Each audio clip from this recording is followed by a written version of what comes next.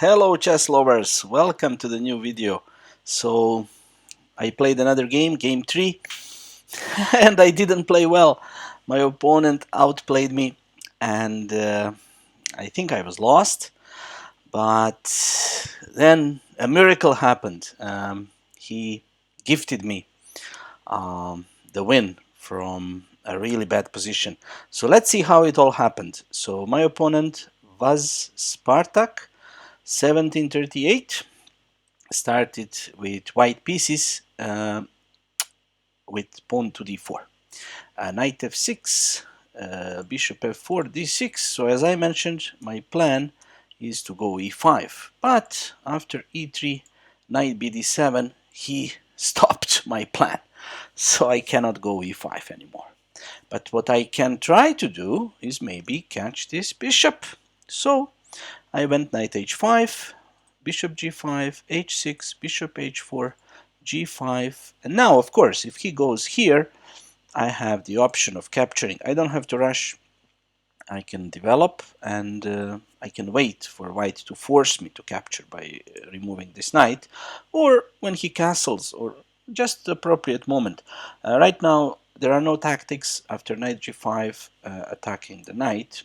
We have hg5 defending the knight, so that doesn't work. But here, white has a little trick. Knight fd2, attacking on h5, and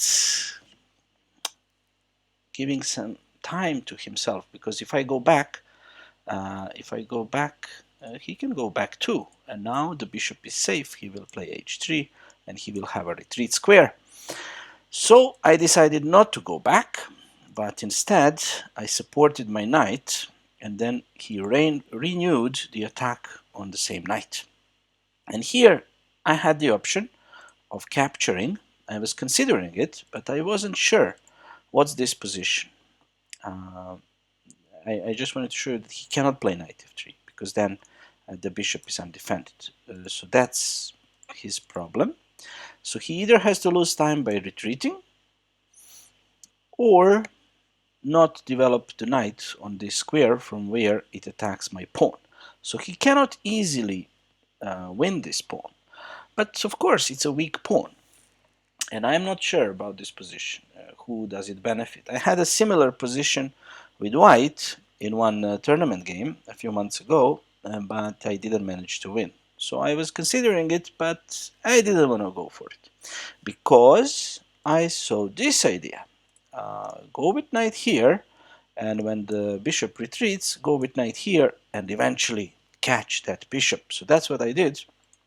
And it's not a bad idea, because white cannot really save the bishop. So whenever he pushes this pawn, I can take and force him to do this. That's why he wanted to support the bishop with his knight. So he played knight c3, bishop g7. I don't need to rush. Actually, I should not rush, because then he gets the open h file, and I don't know. I don't like it. So knight e4, knight e4, knight e4. And here I wasted a lot of time.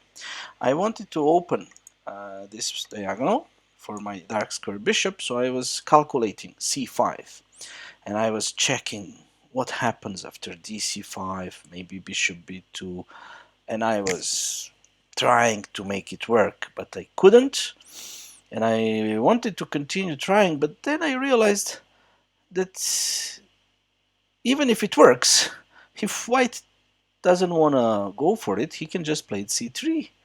So, and then why should I continue calculating? So after a few minutes, I stopped my calculation, but it was too late. I already wasted time. And in the end, I just played c6, and which is a normal move, but I lost time on calculating. And now my opponent made a mistake. So he played h4, which means that he cannot recapture with this pawn anymore. But this is a bad move only if I realized that I cannot let him go there with his knight. So I missed that. I totally missed that. That's the important part. Like if I attack his knight, and let's say he moves it, then I capture, and now his pawns are really nothing to be proud of. And for example, after queen d6, it's not easy how to defend this pawn. I mean, you can go king f2, but now his king is in a strange spot. Um I don't know. I don't like this position for white, but I failed to realize this. This was only after the game and with the help of an engine that I realized that this was, it looks so simple now. I just push to attack this knight and then ruin his structure.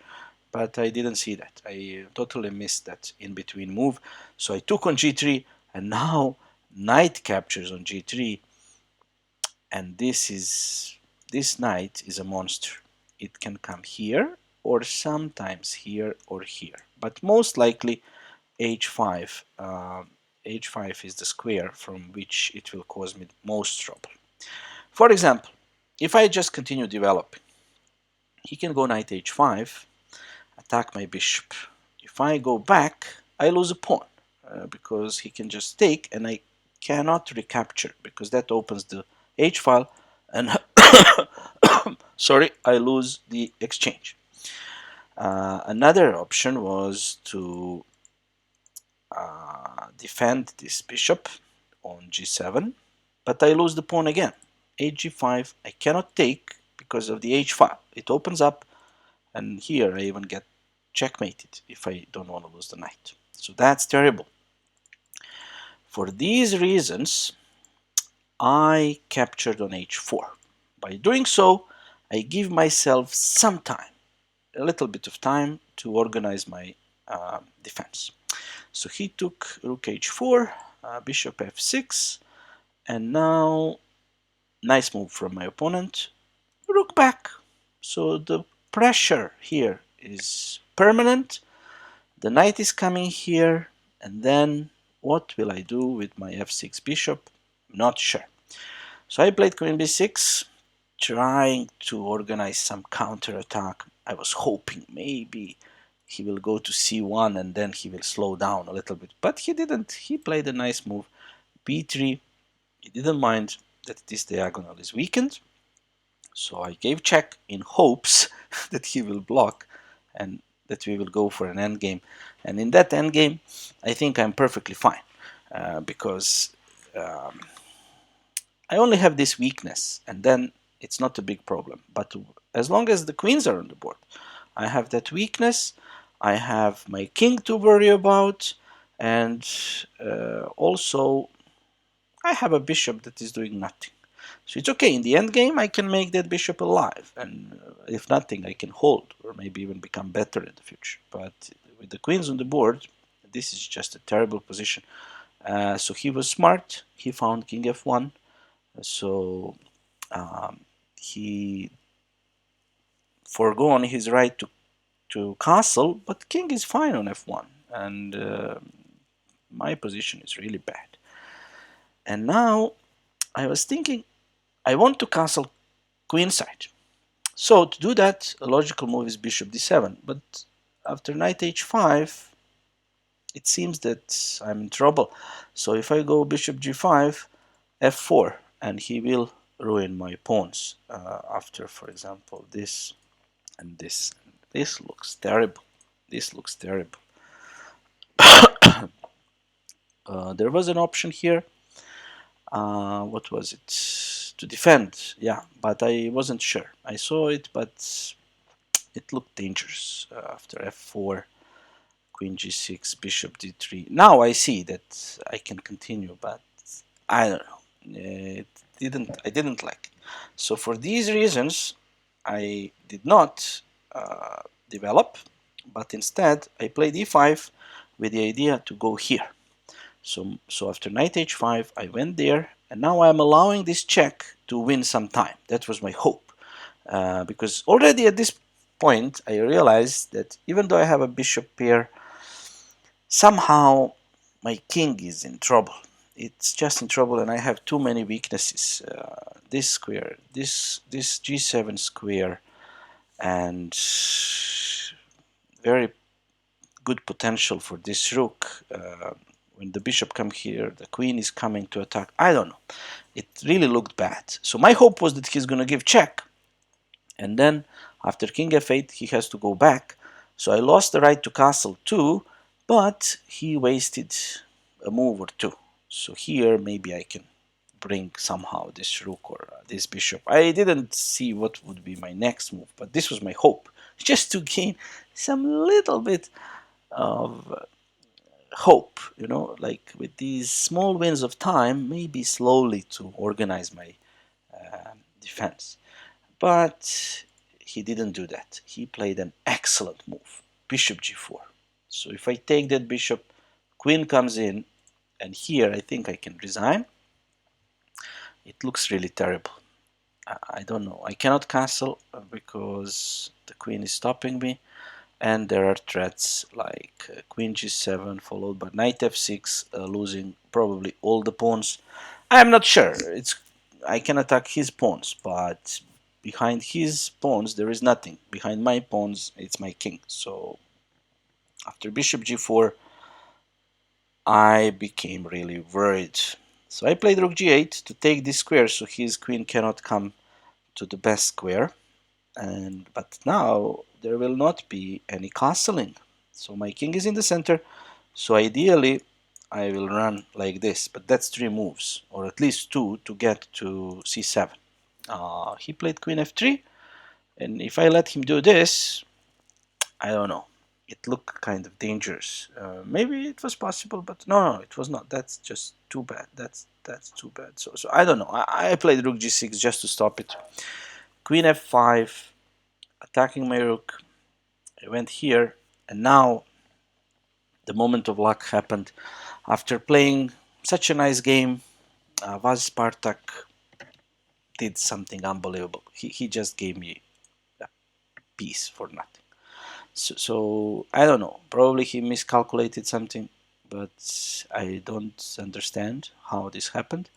Because after any move, like knight back, with ideas like this and pressure here, it looks terrible. Or maybe even just a simple move, rook h3, coming here. I don't know. Can I survive this position? Very hard. Very hard. I cannot even escape with my king. It's not possible. I can attack maybe these pawns, but that's going to cost me my king probably. So, what can I say? Knight g7, of course I took it. I thought maybe he sees something that I don't see, but I was pretty sure that there is nothing. I mean, bishop is ready to come to defense, but just in case I put my rook back, so there is nothing on the back rank.